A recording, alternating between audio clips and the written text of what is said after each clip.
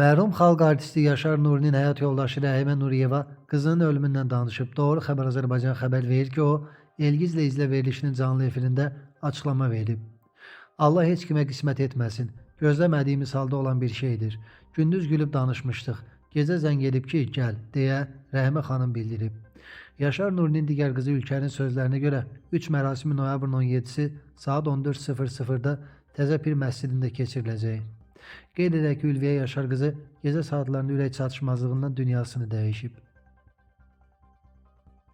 Mingəçevir Dövlət Dram Teatrının aktyoru, əməkdar artist Akif Mirabov vəfat edib. Bu barədə onun yaxınları məlumat verib. Qeyd edək ki, mərhum Azərbaycanın milli qəhrəmanı Rəşad Mirabovun atasıdır.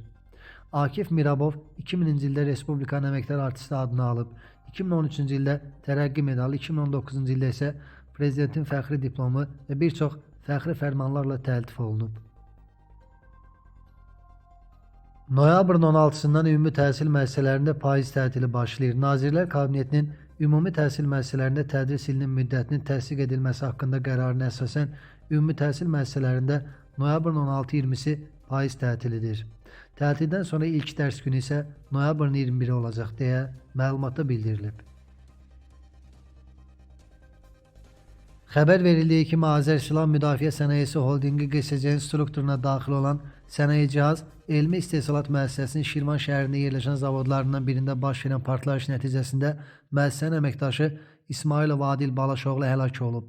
Unikal xəbər verir ki, həyatını itirən 56 yaşlı Adil İsmailov 1-ci Qarabağ müharibəsində döyüşlərdə iştirak edib.